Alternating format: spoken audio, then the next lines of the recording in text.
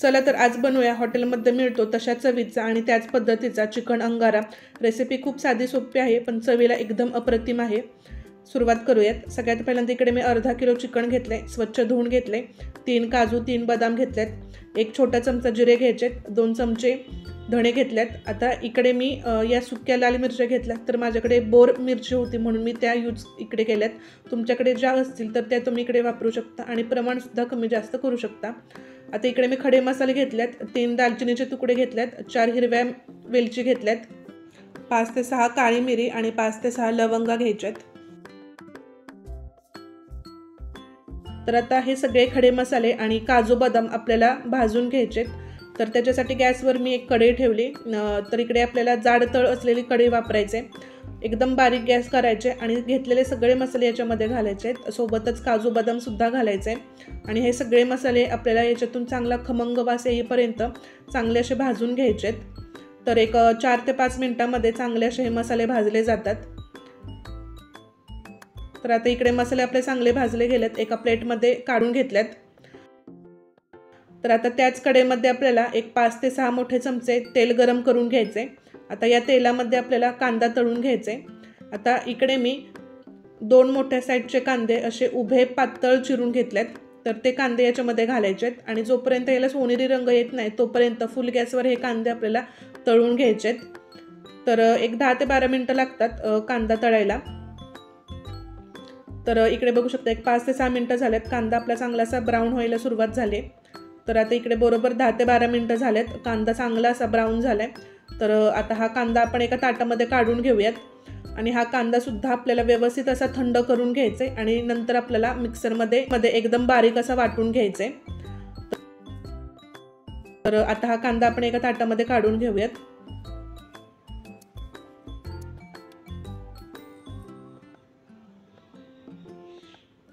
आता इकडे जे आपण चिकन घेतले तर ते आपल्याला एका मोठ्या भांड्यामध्ये काढून घ्यायचे। सगळ्यात पहिल्यांदा जो मसाला आपण भाजून घेतला होता, काजू बदाम आणि खडा मसाला, तर तो मी मिक्सरमधून एकदम बारीक असा वाटून घेतलाय।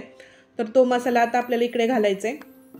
आता याच्यामध्ये मी घातलाय 1 चमचा भाजलेले जिऱ्याची पावडर, 1 चमचा धणा पावडर, अर्धा चमचा काळी मिरी पावडर, 1 चमचा कसुरी मेथी घालायचे, पाव चमचा हळद आणि आपल्या चिकन अंगाऱ्याला मस्त असा लाल रंग येण्यासाठी इकडे मी काश्मीरी लाल मिरची वापरले, एक 3 ते 4 चमचे याच्यामध्ये घालायचे। जर तुम्हाला वाटत असेल तर तुम्ही इकडे खायचा केशरी रंग वापरला तरी सुद्धा चालेल। 1.5 चमचा ताजं आलं लसूण पेस्ट वापरायचे।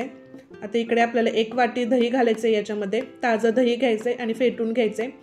4 एकदम मध्यम साईजचे लाल बुंद असे टोमॅटो होते, ते मिक्सरमधून त्याची अशी पेस्ट तयार करून घ्यायचे, ते घालायचे। चवीनुसार मीठ घालायचे आणि जो कांदा आपण तळून घेतला होता तर तो थंड झाल्यानंतर असा मिक्सरमधून बारीक करून घ्यायचे। बारीक करताना याच्यामध्ये पाणी घालायचं नाही, तर चांगला असं मस्त बारीक करून घ्यायचे आणि याच्यामध्ये घालायचे। तर आता हे सगळे मसाले या चिकनमध्ये व्यवस्थित असे एकजीव होण्यासाठी याला मस्त असं मिक्सअप करून घ्यायचे। तर आता इकडे मी हे व्यवस्थित असं मिक्स करून घेणार आहे। सगळे मसाले या चिकनला व्यवस्थित असे लागले गेले पाहिजेत। आता आपल्याला हे मॅरिनेट होण्यासाठी ठेवायचं आहे। कमीत कमी तुम्ही अर्धा तास मॅरिनेट केलं तरी सुद्धा चालेल आणि जास्तीत जास्त 8 ते 10 तास मॅरिनेट होण्यासाठी ठेवलं तरी सुद्धा चालेल। तर 8 ते 10 तास जेव्हा तुम्ही हे चिकन ठेवणार ना तर तेव्हा तुम्हाला हे फ्रीजमध्ये ठेवायचं आहे। आता इकडे मी हे चिकन 2 ते 3 तासासाठीच मॅरिनेट करून घेतलं आहे। तर आता इकडे बरोबर 3 तास झालेत। चिकन आपण असं मिक्स करून घेऊयात। तर गॅसवर मी कढई गरम करायला ठेवली। आता हे चिकन असं मिक्सअप करून घेऊया एकदा आणि ज्या कढईमध्ये आपण कांदा तळून घेतला होता तर तीच कढई इकडे आपल्याला वापरायचे आणि तेलसुद्धा तेच वापरायचे, कारण या तेलामध्ये कांद्याचा सगळा फ्लेवर उतरलेला आहे। तर जर हवं असेल तर तुम्ही इकडे हे तेल कमीसुद्धा करू शकता। तुम्हाला जर वाटत असेल तर तेल भरपूर आहे तर तुम्ही तेल कमी केलं तरीसुद्धा चालेल। तर आता या तेलामध्ये घेतलेलं मॅरिनेट करून घेतलेलं सगळं चिकन घालायचं आहे आणि या तेलामध्ये हे चिकन व्यवस्थित असं मिक्स करून घ्यायचं आहे। आता याच्यामध्ये आपल्याला पाणी वगैरे काय घालायचं नाही, एकदम बारीक गॅस करायचा आहे आणि एक 20 ते 25 मिनिटासाठी हे चिकन आपल्याला चांगलं असं शिजवून घ्यायचं आहे। तर आता मी याच्यावर झाकण ठेवणार आहे। आणि एक 20 ते 25 मिनटं आपण हे शिजवून घेणार आहे. पण मध्ये मध्ये 1 ते 2 वेळा झाकण काढून आपल्याला हे सगळं चांगलं व्यवस्थित एकदा हलवून घ्यायचं आहे आणि परत हे झाकून ठेवायचं आहे.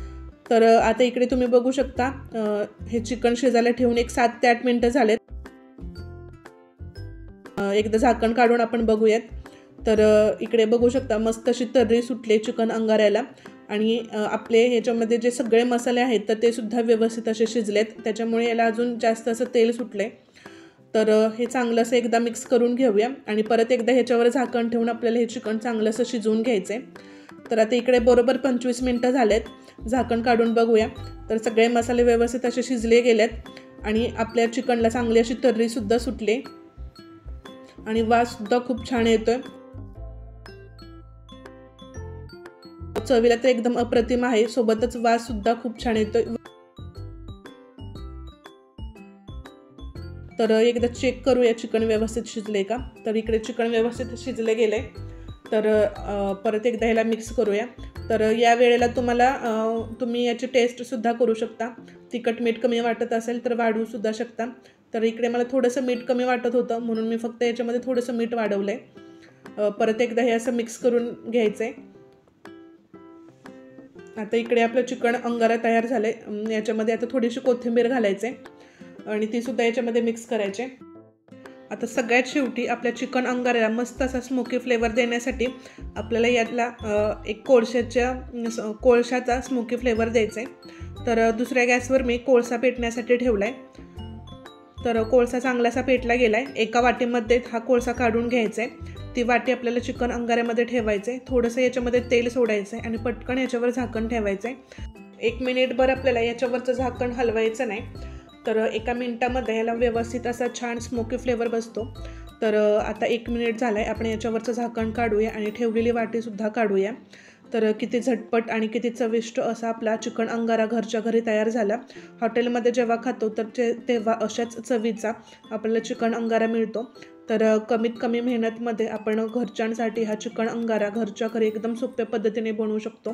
तर कशी काय वाटली रेसिपी? आवडली असेल तर नक्की आपल्या चॅनलला सबस्क्राईब करा आणि कमेंट करा. चला तर बाय बाय.